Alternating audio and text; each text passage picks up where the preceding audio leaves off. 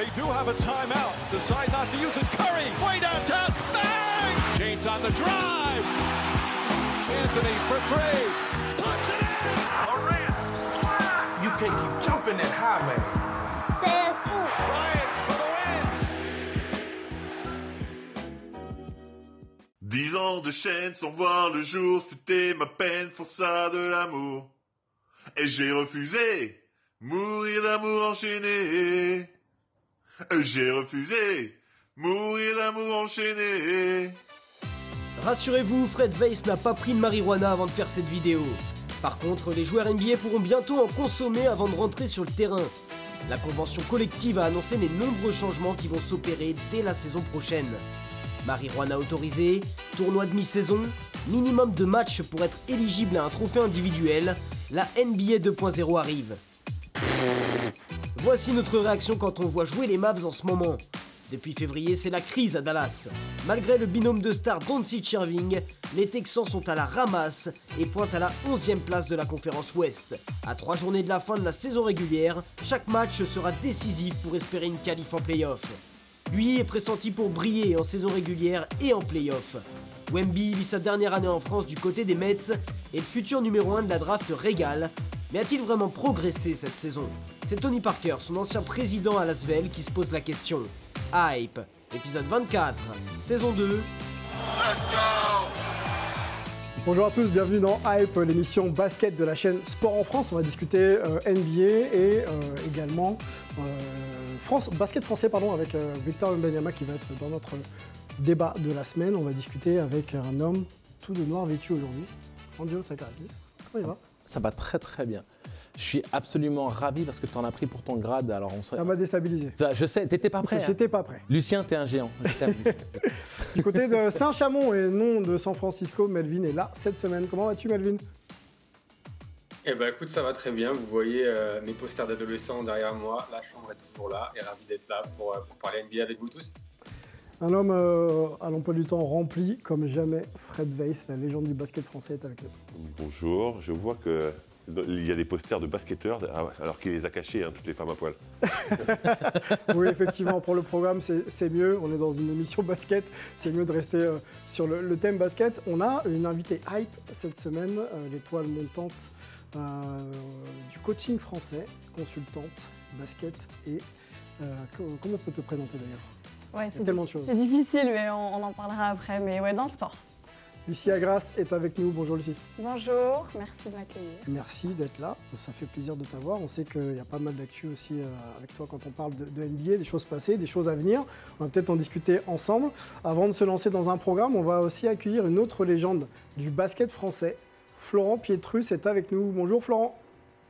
Salut tout le monde. Bonjour. Bonjour Florent, il va se passer quelque chose d'important pour toi, je crois, le 6 avril prochain. La raison de ta présence ici, puisque tu organises un gala caritatif appelé le gala End Of. Est-ce que tu peux, Florent, nous en parler un petit peu? Oui, effectivement, dans 2 jours, j'organise avec 2 collaborateurs, Mamedi et Dorothée, notre premier dîner de gala qui vient en aide à une association Messine, qui aide les jeunes par l'inclusion, par la danse et par l'art. Donc je pense que c'était important pour nous de redonner ce que nous, on a reçu.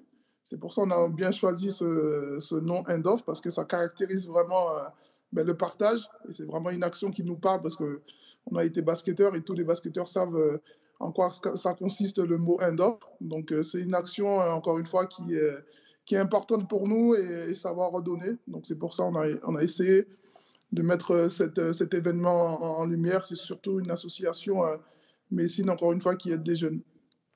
Stade Saint-Symphorien à Metz, c'est ça, le 6 avril prochain. Est-ce que tu peux nous parler un petit peu du programme? On sait qu'il y a quelques maillots qui vont être mis aux enchères, notamment. Ouais, notamment, il y aura plusieurs maillots, notamment avec les maillots d'Mbappé, Messi.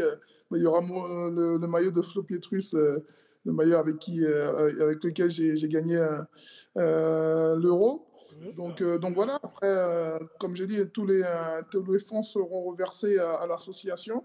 Et c'est vraiment quelque chose qui nous tient vraiment à cœur, parce qu'on a mis du cœur, on a mis de l'énergie pour offrir un très beau gala. Et je n'ai aucun doute que ce gala sera une grande réussite. On n'a pas vu le maillot de Fred Weiss, hein. On a un peu déçu, mais sûrement que ce sera... Je lui ai demandé, il m'a envoyé le livre, donc c'est déjà pas mal. C'est déjà pas mal. Plus difficile à porter, mais c'est cool. Il y aura des guests, hein, on a vu sur la com, notamment Ronny Turiaf, ancien coéquipier en équipe de France. Est-ce que tu peux donner quelques noms comme ça d'invités prestigieux? Ouais, il y aura Ronny, donc je tenais vraiment à remercier tous les guests qui seront là. Il y aura Ronny Turiaf, il y aura Émilie Touaoui, il y aura Mathieu Hudol, Tamara Horacek, il y aura Nina Kanto, donc je tenais vraiment à les remercier. Il y aura l'hypnotiseur aussi, Aldo Pharaon, donc ça va être un très beau moment. Donc on a vraiment hâte d'être à jeudi. Bon. Première édition du gala End Off, une belle action caritative, c'est toujours important aussi de s'impliquer pour la communauté. Bravo pour cette initiative, Florent Pietrus. Tu restes avec nous, on va ouvrir la première chronique de notre émission, le hype ou pas hype.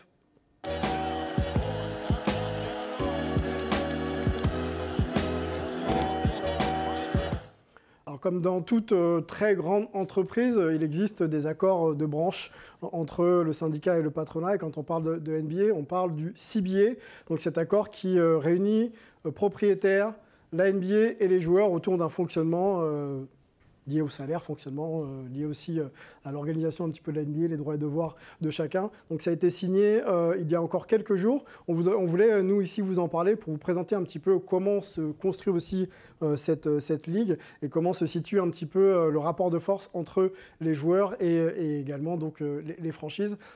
Melvin a bossé pour nous sur ce dossier. Melvin, est-ce que tu peux nous définir qu'est-ce que le CBA et quels étaient les enjeux de cette signature pour les franchises et les joueurs? Ouais, alors le CBA, ça veut dire le Collective Bargaining Agreement. Comme tu l'as dit, c'est un peu la convention collective entre d'un côté le syndicat des joueurs et de l'autre côté la NBA et les propriétaires des franchises. Donc c'est vraiment tout ce qui régit la NBA et sans cet accord-là, et c'était l'enjeu principal il y a quelques semaines, sans cet accord-là, la NBA est au ralenti, et c'est-à-dire qu'il y a le risque du lockout. Le lockout, c'est très simplement, ça veut dire que les propriétaires ferment les clés des installations de leur franchise et les joueurs ne peuvent pas utiliser ces installations. Donc en gros, c'est l'arrêt total de la NBA comme on l'a eu pendant la saison 98-99 et pendant la saison 2011-2012. Des nouvelles mesures ont été ajoutées justement à ce nouveau CBA. Est-ce que tu peux nous les présenter? Parce que c'était aussi un petit peu l'enjeu, faire en sorte que les joueurs puissent faire passer des convictions un peu plus importantes que ce qu'ils pouvaient avoir les années précédentes. Oui, tout à fait. Alors, il y en a quelques-unes dont on parle depuis plusieurs mois, voire plusieurs années, comme le premier, le tournoi de mi-saison qui est finalement installé, donc qui va commencer dès l'année prochaine, avec $500 000 par joueur pour l'équipe gagnante. Donc c'est un peu sur le système des coupes, Coupe de France, etc., qu'on a en foot. Le deuxième, le minimum de 65 matchs pour être éligible à un trophée individuel, donc tout ce qui est le vote pour le MVP, le vote pour le défenseur de l'année, mais aussi les All-NBA Teams maintenant va avoir cette limite de 65 matchs. Perso, je ne pense pas que ce soit la meilleure solution, mais on va voir comment ça va évoluer. La marijuana qui n'est plus interdite ou qui n'est plus sur la liste des produits interdits en NBA. Alors ça peut peut-être paraître un peu bizarre en France, mais il faut se rappeler qu'aux États-Unis, la marijuana est légale dans 21 États et utilisée de façon médicinale dans 37 États. Donc c'est pas aussi dingue que ça peut paraître. Le prochain point, c'est un point qui m'intéresse particulièrement parce qu'on ne sait pas encore exactement comment ça va fonctionner, mais les joueurs vont pouvoir investir dans des franchises NBA, dans des franchises WNBA. Donc imaginez-vous, par exemple, ça peut être vraiment un gros plus à gagner pour les joueurs, c'est-à-dire que Stephen Curry pourrait devenir propriétaire minoritaire des Golden State Warriors, des Warriors qui sont évalués à plus de 8 milliards de dollars, donc ça peut vraiment faire quelque chose de sympa pour les joueurs. La question que j'ai, c'est si un joueur investit dans une équipe mais se fait transférer, comment ça se passe? Donc on va voir, on verra tout ça et on devrait avoir plus les règles dans les semaines qui arrivent. Et enfin, la dernière qui est très importante, c'est la création d'un deuxième palier dans la Luxury Tax qui vise vraiment à pénaliser les équipes qui ont été les plus dépensières. Donc là, on pense tout de suite, encore une fois, aux Warriors et notamment aux Clippers. Et pour vous donner une idée, si vous passez ce deuxième palier, vous n'aurez plus accès à la mid-level exception qui a permis, par exemple, à Golden State l'été dernier de signer un joueur comme Dante DiVincenzo. Donc, ça va être intéressant de voir comment les équipes peuvent arriver à faire sans ça. Il y a aussi d'autres interdictions et d'autres restrictions qui vont leur être apposées. Merci Melvin pour ce point assez technique. Moi, je me tourne vers Fred Weiss tout de suite. Parmi ces mesures, il y en a d'autres, hein. On pourra aussi les mentionner un petit peu plus tard. Laquelle te hype le plus, t'intéresse le plus ? Elles m'intéressent toutes. Concrètement, ouais. elles sont plutôt très intéressantes. C'est un progrès dans tous les cas de figure. Mais celle qui me fait le plus rire, c'est la fin de l'hypocrisie avec la marijuana. Pourquoi ? Concrètement, à l'époque, quand on était basketteur en Europe, on disait que le seul truc qu'on contrôlait en NBA, c'était la marijuana. En quoi la marijuana t'aide à mieux jouer au basket ? Ça joue peut-être sur le stress. Franchement, je pense vraiment pas. Et en plus, il l'a répété, Melvin. Là-bas, il y a beaucoup d'endroits où c'est légal. Donc pourquoi tu ne légaliserais pas ça ? Honnêtement, moi, ça m'a fait rire. Je me suis dit, enfin, l'hypocrisie qui s'arrête. Enfin, on fait un pas en avant pour... Donc positif, finalement. Surtout quand tu penses aux autres substances qu'ils ont le droit de prendre. Quoi. C'est ça. Quand tu te dis, les mecs n'ont pas le droit de prendre marijuana et ils prennent des trucs, même je ne donnerais pas ça à mon cheval, je me dis que voilà, c'est mieux, tu vois. Florent Pietrus, sur la marijuana, bon, tu as été joueur il y a encore quelques années. Qu'est-ce que tu penses du fait que ce ne soit plus interdit en NBA ? Ouais, je suis complètement d'accord avec Fred. Pour expérience, je suis parti à New York cet été. C'est vrai que c'est une chicha à ciel ouvert. Ça sent la marijuana dans la ville. Et c'est vrai que c'est vraiment la fin de l'hypocrisie parce qu'on sait que tous les joueurs fumaient. Donc voilà, je pense que c'est une bonne chose. Parce qu'encore une fois, la marijuana, elle est autorisée dans plusieurs États aux États-Unis. Angelo, qu'est-ce qui te hype ou ce qui ne te hype pas ? Je crois que tout ce qui est lié au minimum de 65 matchs par saison. Oui. C'est un axe même de réflexion assez excitant parce qu'on peut se poser plein de questions un petit peu à la même échelle que ce que Melvin avait mentionné. OK, on investit dans une franchise, quand on se fait transférer, qu'est-ce qui se passe ? Les 65 matchs, il y a beaucoup de nuances à y apporter par rapport aux joueurs en question, par rapport à ce que ça implique au niveau des bonus, des contrats des joueurs et autres. Et 65 matchs, ça fait 80% des matchs. Plutôt favorable à ce minimum, ce seuil minimum ? Je suis plutôt favorable, mais j'aimerais qu'on y mette quand même des exceptions et qu'il y ait une sorte d'astérix selon des situations particulières. Après, on pourra en parler plus en détail, mais c'est un axe de réflexion qui est vraiment intéressant. J'apprécie le fait qu'on essaye de valoriser les joueurs qui jouent, contrairement à un mec qui ne ferait même pas un tiers de la saison ou juste la moitié de la saison, parce que de pouvoir de performer à un certain niveau sur 40 matchs, ce n'est pas la même que sur 82. Il n'y a pas que ça. Tu sais que c'est du business. Et aussi, ils veulent que les joueurs soient vus sur tous les terrains. Et plus investis. Plus investis dans l'équipe. Et il faut que les spectateurs puissent les voir partout, ou quasiment partout. Donc c'est vrai que quand on dit on fait du load management et les mecs ne jouent pas, c'est une bonne mesure politique. La question, c'est est-ce que quelqu'un a déjà été élu MVP de la saison en ayant joué moins de 65 matchs ? Zion ne sera jamais MVP. Donc ça, à mon avis, c'est jamais arrivé. Bon, après, c'est pour aussi permettre aussi aux joueurs d'être le plus souvent possible sur le terrain. Quand même. C'est jamais arrivé, mais LeBron, on peut dire ce qu'on veut, mais LeBron a eu, on va dire, des saisons qui avoisinaient ce chiffre-là, et c'est toujours un candidat légitime au titre de MVP. N'en déplaise aux haters, mais même Giannis Antetokounmpo peut avoir une petite blessure, ou un Jokic peut avoir une blessure qui l'écarte des parquets pendant 4 semaines. C'est pas énorme comme blessure, c'est pas une fin de saison, mais ça peut être une blessure surtout sur un calendrier où pendant l'année tu peux avoir un enchevêtrement de back-to-back ou un road trip sur l'autre côte des États-Unis. Moi, je te rejoins complètement. C'est plus difficile de performer sur le long terme et d'être performant sur 65 que sur 40 par exemple. Bien sûr. Donc, par définition, c'est mettre en avant les mecs qui sont réguliers. Et je trouve ça bien. Alors, bien sûr, il y en a qui seront tristes parce que malheureusement, une blessure, c'est pas forcément prévu et ça peut arriver. Partie du jeu. Mais à un moment, il faut mettre des règles et je pense que cette règle, elle est bien pensée. Après, elle ne sera pas parfaite parce que rien n'est parfait. Puis elle contrebalance un peu le load management. Ça veut dire, OK, les gars, vous voulez vous load manager, très bien, mais après, derrière, les All-NBA et tout ça, il faut y penser. Après, ils sont malins, les mecs. Ils sont capables de faire jouer une seconde le mec juste pour qu'il ait joué. Donc, il faut vraiment des règles très précises. Non, mais c'est très bien. Oui, non, ils vont le faire rentrer. Ça peut arriver. Mais ces stats vont chuter. Hein. Parce que quand tu te manges la bulle ou une minute, tes statistiques, elles sont plus sur le même nombre de matchs. Donc, Évidemment. Sauf que si tu es à 65 matchs et qu'un match, tu fais 0, c'est pas... Tu vois, moins préjudiciable quand même. Messieurs, Lucie, je crois que toi, tu voulais revenir sur une un point qui a été ajouté au CBA, mais qu'on n'a pas fait mention dans ce... Ouais, qui a été confirmé, je crois, c'est l'âge minimum pour être drafté, qui restera à 19 ans. Ok. Et bon, moi, dans mon opinion, je trouve que c'est une bonne chose parce que ça évite peut-être une arrivée massive de lycéens qui sont peut-être pas assez préparés et physiquement et mentalement. Travaillant aussi dans la préparation mentale d'athlètes, je trouve que c'est important, même si on a eu des légendes comme Kobe, LeBron qui ne sont pas passés par la NCAA. Il y a aussi des contre-exemples de rookies qui sortaient du lycée qui ont eu des saisons catastrophiques, comme Kwame Brown en 2001, je crois. Oh, oui. Mais il y a plus d'exemples inverses que d'exemples qui ont réussi, justement. C'est ça, c'est que tout le monde n'est pas Kobe, tout le monde n'est pas LeBron. Donc je pense que ça, c'est une bonne chose. Restez à l'étage inférieur, travaillez, formez-vous, et quand vous serez prêt, vous arrivez en NBA. Ok, bon, très bien. On a fini un petit peu sur ce point. On reviendra justement sur des points un petit peu de règlement pour expliquer aussi le fonctionnement de la NBA. C'est toujours très, très intéressant. On va parler de Victor Wembanyama dans le d'accord, pas d'accord.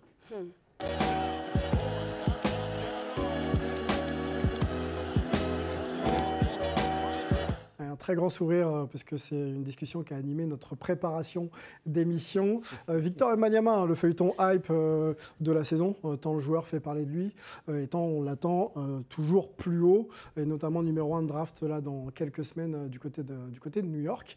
Son ancien président, un futur Hall of Famer, Tony Parker, s'est exprimé sur Victor Wembanyama et sa notion de progrès. On va se lire la décla en entier, et puis on va essayer de discuter de tout ça ensemble. Voilà, la décla est là. Le regret, c'est que je ne sais pas s'il a progressé cette saison et s'amuse vraiment en jouant qu'un match par semaine, alors que l'Euroleague l'aurait bien préparé pour la saison prochaine. Tony Parker, dans Le Progrès, c'était le 1er avril dernier. Alors, poisson d'avril ou pas, ça, on ne sait pas. En tout cas, que depuis, il aurait démenti. Je pense qu'il aurait pu démentir et effectivement, il ne l'a pas fait. On va tout de suite interroger Florent Pietrus, qui connaît bien Tony Parker et qui est un œil sûrement attentif sur l'évolution de Victor Wembanyama.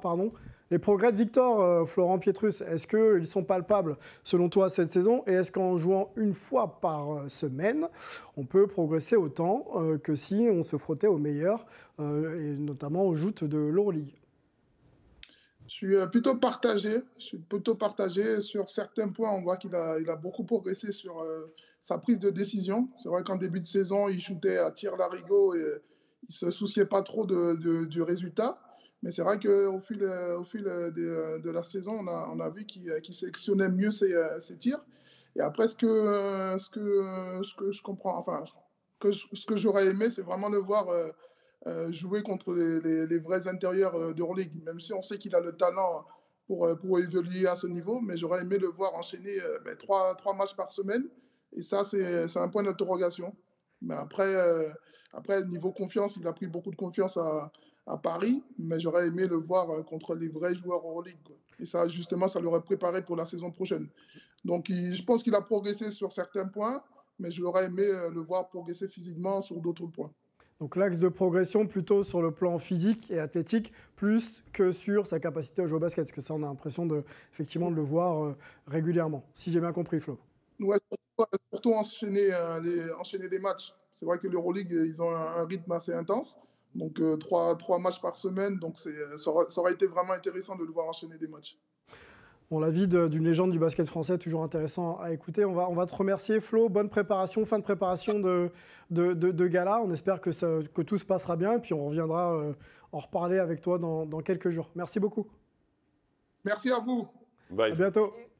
Allez, on va enchaîner ici en plateau. On va rester toujours sur la déclaration de Tony Parker. Et puis, on va peut-être opposer Fred et Angelo à cette déclaration.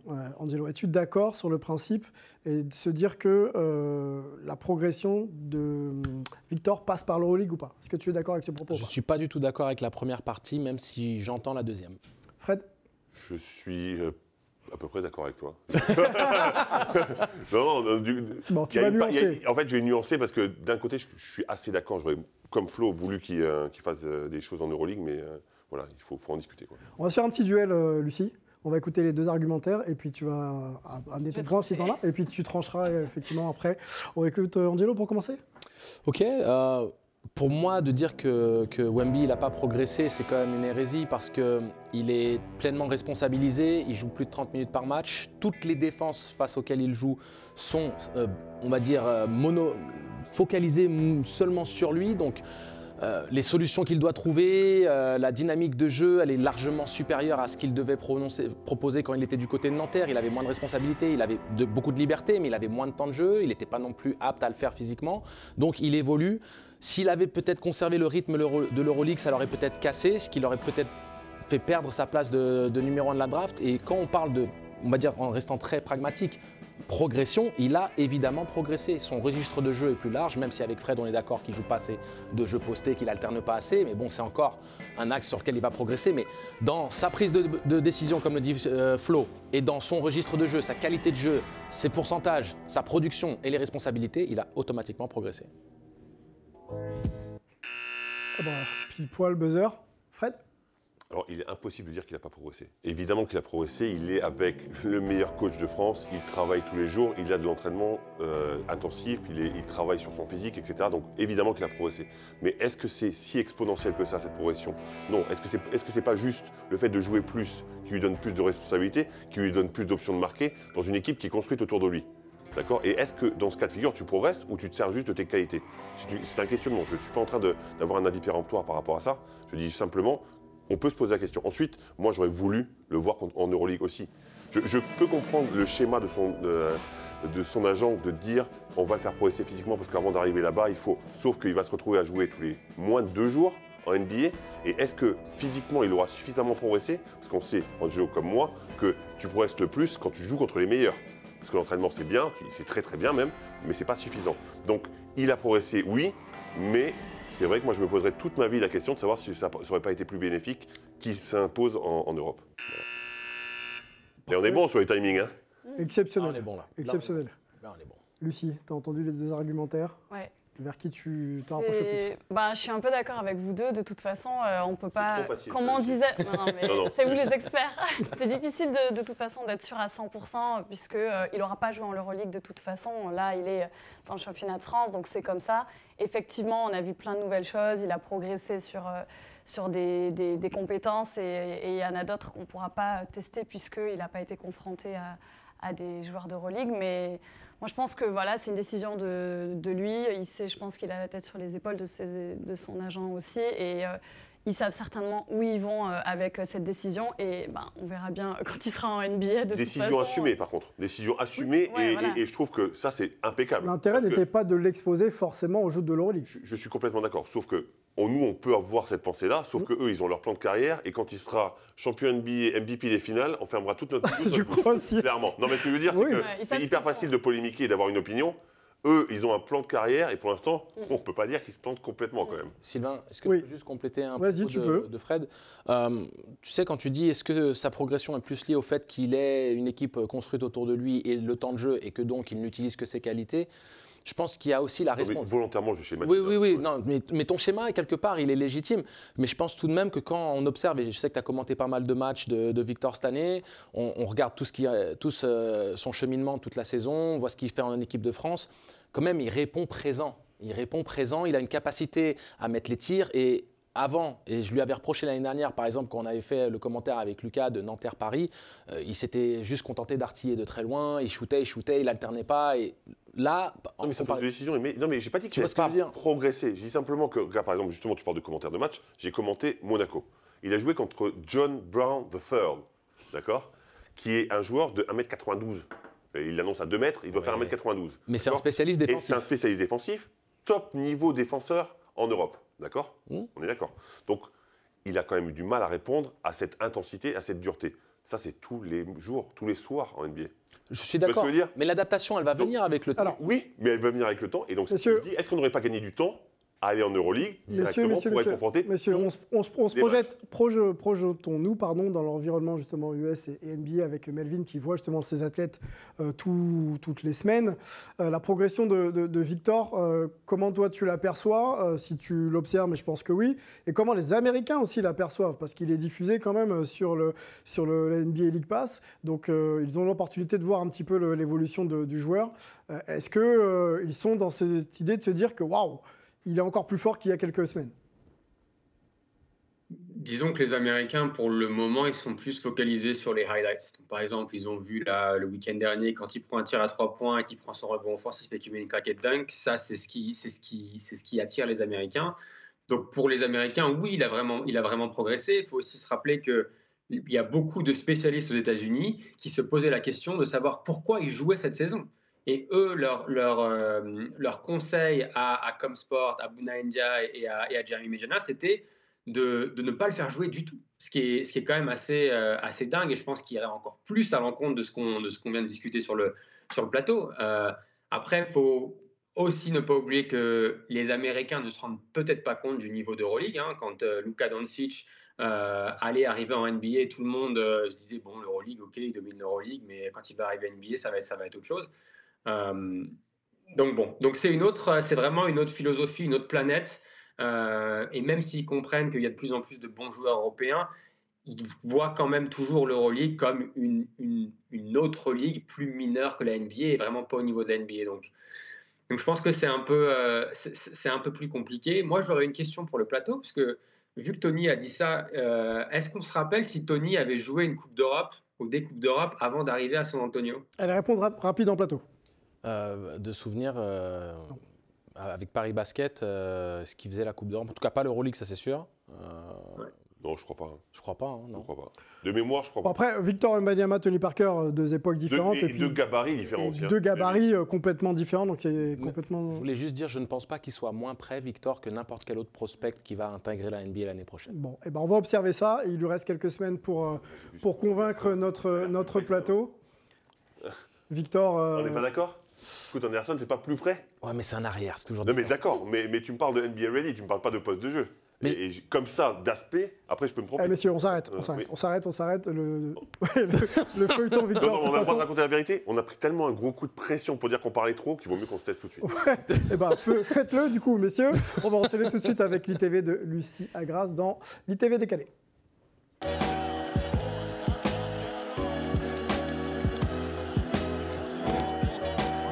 Non, ce n'est pas l'armée. Hein, pas encore, vous avez le droit de vous exprimer. Et surtout, Lucie, l'étoile montante, hein, la hype de Lucie Agras, on va en parler ensemble. On avait envie de t'inviter pour te présenter, puisque tu es une jeune femme très très active, très proche du basket, mais pas que. Sport santé également, consultante sport et entertainment. On t'a vu du côté de l'Accor Hotel Arena et pas loin des équipes des Chicago Bulls et des Detroit Pistons en janvier dernier pour donc travailler avec la NBA. Avant de s'arrêter sur cette actu passée, mais ce moment fort quand même de ton année, je voudrais aussi que tu nous parles un petit peu de ton lien avec le basket sur le plan professionnel. Comment c'est devenu un projet pour toi de dire que je vais événementialiser le basketball et apporter mes compétences, créer des contenus et puis faire ton métier tout simplement. Ouais, c'est vrai que j'ai travaillé avec la NBA à partir de fin 2022 déjà en anticipation du match qui a eu lieu en janvier. Donc ça a été forcément un temps fort parce que faire au-dessus de la NBA, c'est quand même difficile en termes de basket, donc même quand on n'est pas joueur. Donc ça s'est passé en janvier effectivement, mais le basket, ça a toujours été plus ou moins présent dans ma vie, même quand c'était hors côté professionnel. Moi, j'ai joué quand j'étais plus jeune, donc pas à des niveaux pro, bien sûr, mais ça a toujours été quelque part. Et donc, une passion que j'ai suivie, qui m'a fait voyager. On voit que tu joues encore d'ailleurs. Aïe.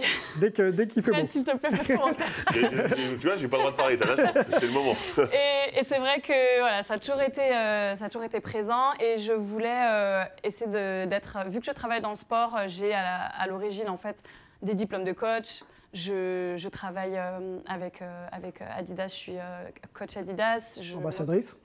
Oui, ambassadrice, coach. Je travaille avec la marque. Donc c'est vrai que j'ai accès à plusieurs types de profils, des gens de la vie de tous les jours, des athlètes, etc. Et le basket, ça a toujours été quelque chose qui m'intéressait plus. Donc je me suis dit, pourquoi pas essayer de lier, voir comment je peux lier le basket et mon côté de coach et aussi de entertainment, parce que je donne des cours et je suis souvent face à la caméra avec un micro, etc. Donc c'est comme ça que ça s'est un petit peu fait dans ma tête et voilà, il y a eu des opportunités qui se sont présentées de plus en plus. Comment elles se sont présentées, notamment avec la NBA? La NBA, en fait, c'est arrivé, t'en parlais tout à l'heure, avec le League Pass, la promo du League Pass au mois de... quand la saison a été lancée en octobre, en fait. Donc comme on disait, en fait, ils essaient d'avoir de plus en plus de visibilité en Europe et dans d'autres pays, en dehors de leur propre ligue et communauté. Donc, ils ont fait appel à des profils un petit peu basket, mais culture basket, pas forcément des athlètes, des joueurs.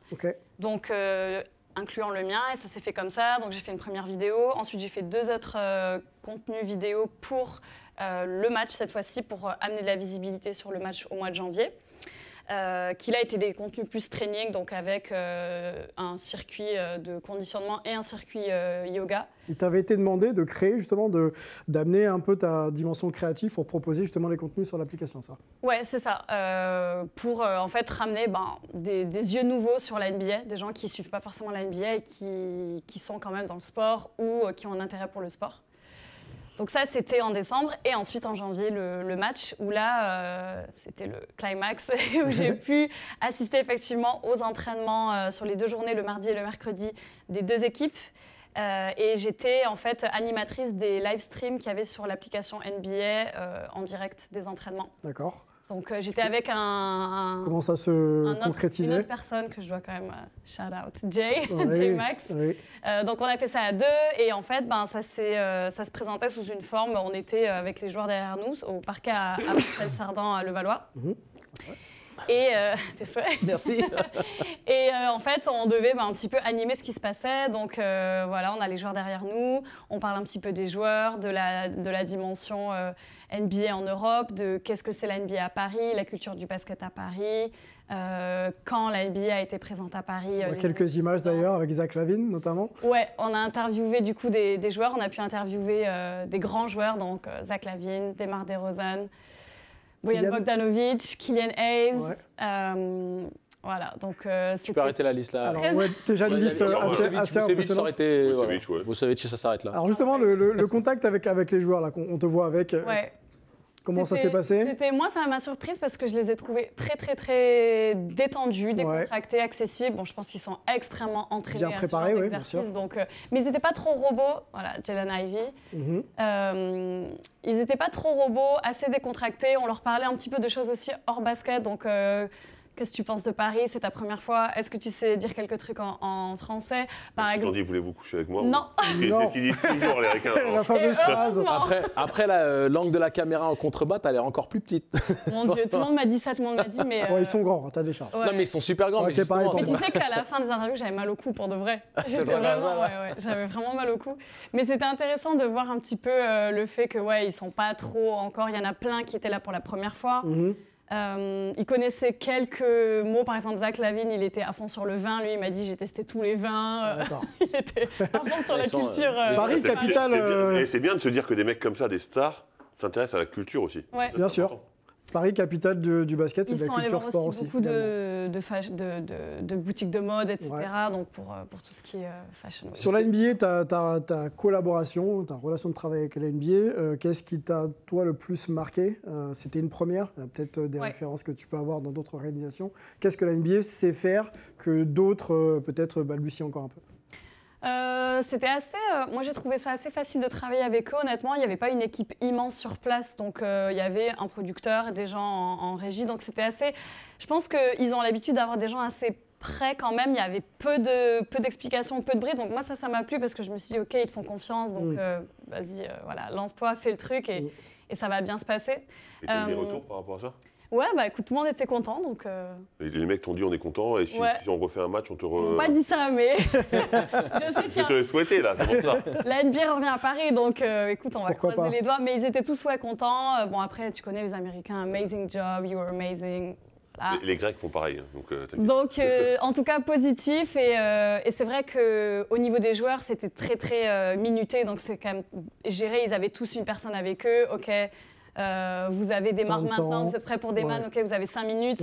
À la fin, je me suis pris un coup de pression pour je sais plus, c'était Killian Hayes, je me rappelle plus, un mec des Pistons qui attendait, mais dans mon épaule, juste là pour commencer l'entraînement en fait. Et il était là, last question. Et je faisais que reposer des questions parce que le producteur était là, essaie de le garder jusqu'à la fin. Donc assez cadré quand même pour les joueurs. Ouais. Bon, forcément, une organisation comme ça, il faut que tout soit timé et tenu, parce que sinon, on s'en sort plus.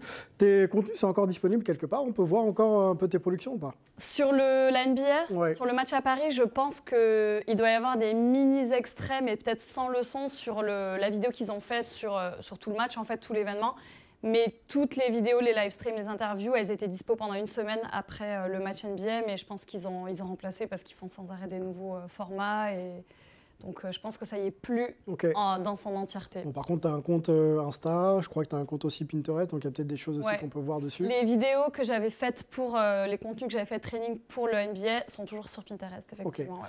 Sport santé, quelque chose aussi qui t'est cher, le yoga notamment. Ouais. Additionner un petit peu des techniques nouvelles de préparation pour performer. Est-ce que tu peux nous en parler? Je sais que tu as travaillé, que tu as mis en place justement ce process à l'occasion d'un match féminin, je crois.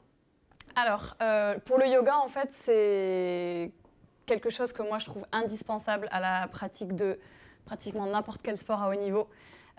Et ça a été prouvé notamment par des athlètes en NBA pour le basket qui ont ajouté ça à leur régime d'entraînement et qui se sont débarrassés de blessures ou qui se sentent mieux pour telle ou telle raison.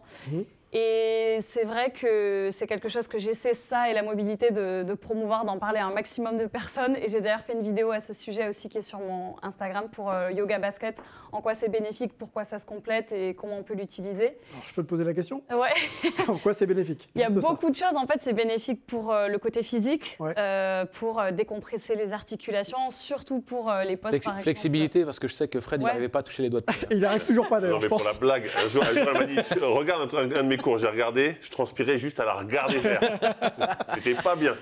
Donc ouais, souplesse du corps en général et préparation des articulations, renforcement des articulations pour tout ce qui est appui et décompression pour ceux qui sautent beaucoup. En fait, ça va, on connaît les blessures des tendons d'Achille par exemple en basket.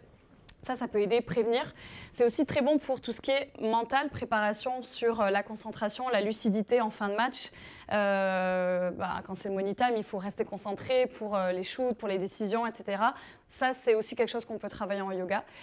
Et la respiration, c'est aussi important de manière générale. Et puis le dernier point, c'est peut-être la récupération après un gros match, une grosse compète. Le yoga, c'est vraiment une activité qu'on peut faire en récup. Et le fait d'en faire aussi de façon régulière, ça peut nous aider à mieux récupérer, à booster le système pour mieux récupérer. Ouais. Est-ce que c'est un discours qui est entendu justement dans les clubs? Ou est-ce qu'il y a un peu de mal encore à comprendre que ça peut apporter quelque chose pour les futures productions des joueurs? En France, c'est difficile. C'est difficile. Tu as parlé du Women's Game. Donc, j'ai effectivement fait une session de yoga avec Paris Basketball. Donc, c'est bien qu'il y ait des initiatives comme ça qui émergent un petit peu. Et il y a eu certaines personnes, certains préparateurs physiques qui m'avaient déjà contacté pour prendre en charge certains joueurs ou faire des sessions pour les équipes en pré-saison, par exemple, ce qui est déjà bien. Mais c'est vrai qu'un suivi, normalement, voilà, c'est pas une session en début de saison et puis après, on s'en occupe plus.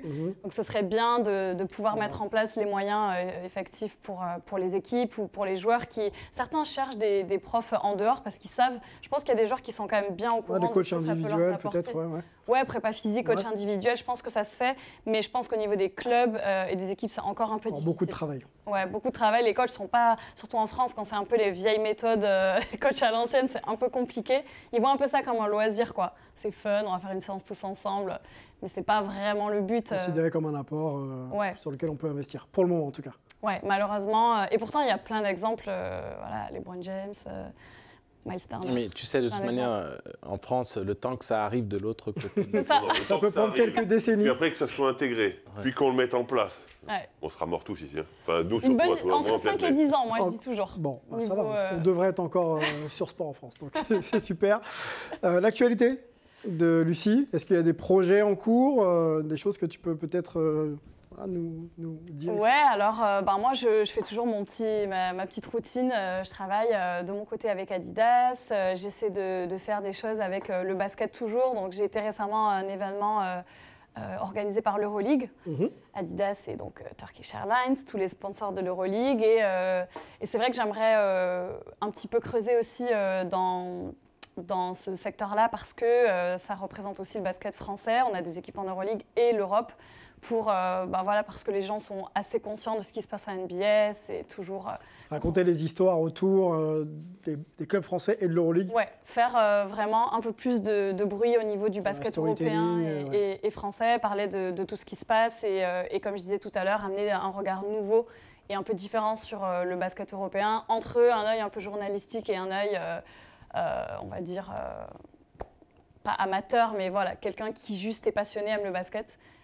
Et voilà, essayer de faire quelque chose de bien, un peu porter la voix que je peux porter sur le basket. Donc ton équipe française préférée? Moi, je dis toujours que je n'ai pas d'équipe préférée, que j'aime les bons matchs. Mais ça, tu mens parce que ton t-shirt, il est marqué quoi dessus? Ouais, mais elle a fait une collab avec... Alors, pour qu'on respecte Paris, parce qu'on est à Paris. Pour respecter notre temps, une petite réponse rapide comme ça, c'est bien. Mon équipe préférée? Paris parce qu'on est à Paris. Allez, Paris Basketball parce qu'on est à Paris. Et en plus, ils sont Adidas. La polyvalence c'est vrai. Très bien. Le business. La polyvalence de Lucie Agras. Merci beaucoup pour toutes ces précisions. On voulait vraiment que tu puisses nous en parler, parce qu'il y a vraiment beaucoup d'allant positif dans l'idée de raconter, de créer des contenus autour du basket qui manquent encore, tant la culture est riche à Paris et ailleurs. On va transiter, nous, par contre, du côté des États-Unis pour parler des Mavs de Dallas, parce que ça ne va pas du tout dans le débat de la semaine.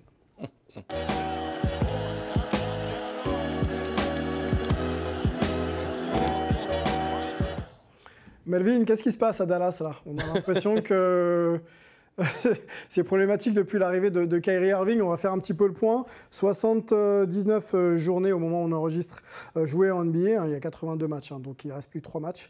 Vous faites vite le calcul. 11e place dans la conférence Ouest. Un bilan négatif de 37 victoires pour 42 défaites. À domicile, c'est 26-16. À l'extérieur, c'est 15-26. Donc, c'est pas bon du tout. Cette équipe qui avait fait des changements, notamment en février, pour accueillir Kyrie Irving et se donner des chances de mieux figurer dans la conférence Ouest. On va déjà donner la main à un analyste, quelqu'un qui est proche de cette conférence, pour nous donner un petit peu son point de vue sur le storytelling et la chute de cette équipe, puisqu'elle devrait sans doute pas participer aux playoffs cette année. C'est très simple, c'est quelque chose qu'on avait déjà mentionné au niveau de l'arrivée de Kyrie Irving, c'est que Kyrie et Luka ensemble, c'est très bien, ça marque beaucoup de points, mais le problème, c'est que tu as compromis ta défense et tu as décidé de ne pas défendre du tout. Et malheureusement, quand tu ne défends pas du tout, c'est bien beau de marquer 135 points, mais tu peux en encaisser 140 ou plus et du coup perdre des matchs, et c'est juste ce qui se passe. Je pense que Kyrie, sur ce qu'on l'attendait, il a été égal à lui-même, il est très bon. Il est a priori très bien dans le vestiaire, il n'a pas fait de vagues. Et malheureusement, on joue pas au hand, quoi. L'attaque et la défense sont importantes au basket. Et Dallas a tenté ce pari en misant tout sur l'attaque. Et aujourd'hui, le pari, il ne marche pas. Bon, on va se poser la question de savoir, nous, s'il y a un problème tactique, comme vient de le dire Melvin, ou si c'est peut-être aussi un problème psychologique, puisque Luka Doncic n'a pas l'air d'être en très grande forme. Donc on peut peut-être aussi s'arrêter sur ces déclats à Luka Doncic. Fred, comment tu vois un petit peu et t'analyses aussi sur le plan tactique cette équipe? Est-ce qu'elle a, comme le dit Melvin, un déséquilibre, ou est-ce que les leaders ne répondent pas présents parce qu'ils ne sont peut-être pas bien dans leur peau, on va dire ça comme ça? Il y a un vrai déséquilibre. Évidemment, Finney-Smith, tu le perds, c'est ton arme défensive, donc déjà tu perds beaucoup. Alors j'allais dire Dinwiddie, oui et non, parce que finalement tu récupères Kyrie Irving, donc concrètement c'est compensé, on va dire. Ouais. Mais c'est vrai que défensivement, ton assise défensive, elle est complètement sonnée. Et tu as voulu faire un concours de panier, celui qui marque le plus. Évidemment, la NBA, n'importe qui peut marquer 140 points, donc tu ne peux pas être gagnant, c'est impossible. Sauf que moi, je m'imagine très bien Dallas à la fin de la saison repartir une main devant, une main derrière, avec Kyrie qui va se barrer, Christian Wood qui va se barrer, et ils vont devoir tout reconstruire avec un Luka qui est en dépression. Oui. Je me dis que, franchement, chaud, enfin c'est tendu à Dallas. Il fait toujours chaud à Dallas, tu me diras, mais là, c'est encore plus tendu que d'habitude. Ouais, là, c'est un peu trop chaud pour eux. La déclat de Luka Doncic, on peut vous l'afficher et surtout la lire. Je pense qu'on peut le voir sur le terrain. Parfois, j'ai l'impression que ce n'est pas moi. Je me contente d'être sur le terrain. J'avais l'habitude de m'amuser, de sourire sur le terrain, mais c'est devenu tellement frustrant pour de nombreuses raisons et pas seulement à cause du basket. Donc, c'est ça qui est le plus inquiétant. La santé mentale de Doncic. Ouais. C'est la fin de la phrase, parce que finalement, le basket, que ça le frustre, je peux comprendre. Pas seulement à cause du basket. Ça se passe pas bien, et sa déclaration de dire c'est pas que à cause du basket, Ça peut être plein de choses différentes. Et ça, c'est plus inquiétant quand même. Ouais, il y a eu déjà cet embrouille avec sa marque. Avec sa ouais, mais marque, ça a été plus ou moins réglé apparemment. Soit, mais si tu veux, c'est peut-être des accumulations ou quand tu as des. Ça doit peser sur le moral. Messieurs, moi j'ai une question à vous. Vous étiez sur le terrain il y a quelques années. Hein. Moi, j'étais sur le terrain hier. Hein, comment les. Ouais, en plus. Je ne pas, mais. comment la vie personnelle, peu importe ce qui peut se passer, peut avoir un impact sur ce qui se passe sur vos productions sur le terrain? Alors ça dépend de qui tu es. Ça dépend, tu as des hommes comme Kobe Bryant qui ont une dureté mentale et un pragmatisme qui leur permettent de switcher, de dire boum, je suis sur le terrain. C'est leur échappatoire. C'est-à-dire que Jordan, qui était pris dans les scandales de Paris. Et de, on va dire, de trucs un peu... Scandale de Paris, on va rester là-dessus. Des petits scandales.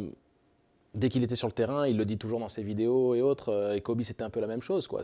Ils répondent par le terrain, c'est l'échappatoire psychologique, ils font le vide, c'est leur exutoire. Donc, pour ces personnes-là, quelque part, pas de problème. Tu fais abstraction. Mais pour d'autres qui sont peut-être plus émotifs ou qui ont peut-être besoin de cet équilibre, de cette stabilité au quotidien et qui peuvent même utiliser cette énergie comme motrice dans le fait d'être performant sur le terrain, le fait que les enfants aillent bien, que tout se passe bien avec ma femme, que ma mère soit à l'abri, qu'elle soit en bonne santé, peu importe. Tu vois, par exemple, Karl Anthony Towns, il était au fond du trou une fois que sa mère est décédée du Covid. Et donc, il a eu du mal, si tu veux, à se sortir de ça. Et je pense que c'est le spectre de l'humanité où tu as des humains qui gèrent les situations de stress, les situations de détresse différentes. Bon, Lucas a l'air quand même d'être marqué. Hein, il est marqué, mais je te rejoins vraiment par rapport à ce que tu dis. Mais il y a vraiment deux types de personnes. Il y a les personnes qui font abstraction et qui s'en servent même comme d'un moteur. Et il y a les personnes qui ont besoin d'un suivi mental. Parce qu'ils ont de la pression sans arrêt et que s'il y a un petit vice de forme dans les rouages, eh ben ça ne fonctionne plus. Le petit grain de sable qui semble anodin s'accumule et ça devient très compliqué. Enfin, je suis bien placé pour le dire parce que moi j'ai eu beaucoup de problèmes suite à l'annonce de l'autisme de mon fils. Moi j'étais détruit parce qu'en fait, réellement, dans la vie, le sport c'est de la connerie. C'est rien du tout, c'est un jeu, c'est un amusement, c'est cool, sauf que la vraie vie, c'est pas ça. Et il y a des gens qui arrivent à relativiser et d'autres qui arrivent beaucoup moins facilement. Et ils ont besoin d'être suivis, tout simplement. Et pour le coup, donc, du coup, quand tu as du mal à relativiser, ça joue et ça a un impact un vrai impact, bien sûr, négatif sur tes productions. Lucie, on sait que tu conseilles aussi quelques athlètes, enfin on le dit pour ceux qui ne le savent pas, et notamment cette dimension un petit peu wellness, santé, bien-être aussi, c'est des axes que tu évoques avec eux. En quoi c'est important, je répète un peu ma question, de pouvoir justement bien gérer cet aspect « je me sens bien dans mon corps » pour performer dans quoi que ce soit? C'est vrai que même... moi, je trouve qu'on peut difficilement diviser et séparer ce qu'on a dans la tête pour le côté perso et ce qu'on a dans la tête pour le côté pro. Il faut être très fort mentalement, comme tu as dit. Et malheureusement, ce n'est pas tout le monde. Donc, je ne connais pas ces problèmes, clairement. Mais voilà, il n'y a pas besoin d'être d'être grand clair pour voir que ça affecte son jeu. Et les grands joueurs et les grands athlètes ont en général une préparation mentale, que ce soit pour du positif, pour un match, pour une compétition ou pour après, ou pour des choses qui se passent dans le cercle perso. Donc effectivement, moi je suis d'accord avec Fred, il y a des gens qui en ont besoin et point. Et c'est justement là parfois, on ne sait même pas ce qui fait chavirer. On n'est pas forcément préparé, on n'est pas paramétré pour répondre à toutes les situations. Et des fois, des choses qui peuvent sembler anodines pour toi ou moi, peu importe, pour une personne, ça peut complètement déclencher une dépression ou un décalage. Un peu pas fraîche, tout ça, lui, il est pas bien. Bon, sur le jeu, peut-être, revenons sur le jeu avec Melvin. On ne va pas essayer de chercher les coupables, mais on va essayer de se poser la question de savoir comment cette équipe en est arrivée là. L'arrivée de Kyrie, on l'a dit. Il y a un coach en place, Jason Kidd, deuxième saison à Dallas. Il y a Mark Cuban, également le donc le propriétaire de Dallas, très très investi. Et puis donc Luka Doncic, le joueur désigné comme étant la star de cette équipe. Qui est le plus à blâmer selon toi ? Pour moi, je reste sur ce que j'avais dit lors du transfert. Pour moi, les plus à blâmer, c'est le front office, donc les dirigeants qui ont, bien avant ce trade-là, qui ont décidé de ne pas re-signer Jalen Brunson et de lui faire une offre qui était assez basse. Et on voit ce qu'il est en train de faire du côté de New York. ça a non seulement, ils ont perdu ce deuxième créateur pendant la moitié de la saison, mais ils ont aussi perdu Dorian Finney-Smith pour aller chercher une autre star. Donc moi, je mettrais le front office en premier coupable. Et puis après, Luka Doncic et Jason Kidd faisaient partie du contingent qui ont poussé les Mavericks à aller chercher les Kyrie. Donc il y a aussi des responsabilités à prendre de ce côté-là.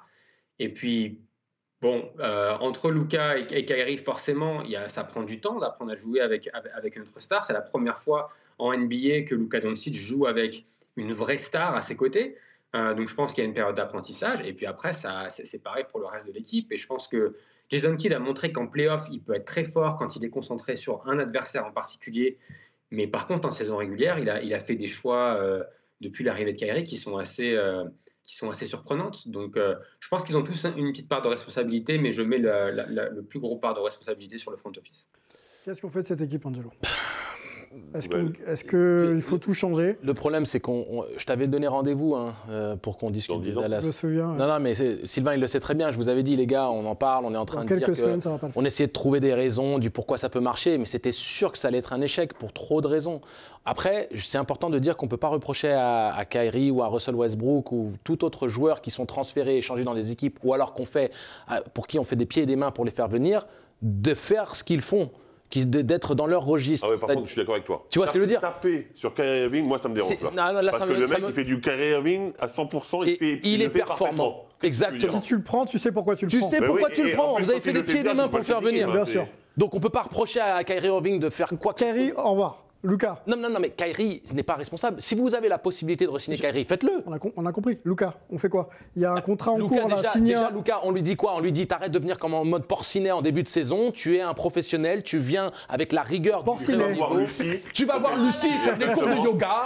Bon, si on peut montrer le contrat restant de Luka quand même, qui a été signé en août 2021. Prolongation de contrat d'ailleurs, c'était sur 5 ans pour 207 millions de dollars, j'ai dit 1 milliard. Millions de dollars, plus une player option la dernière année.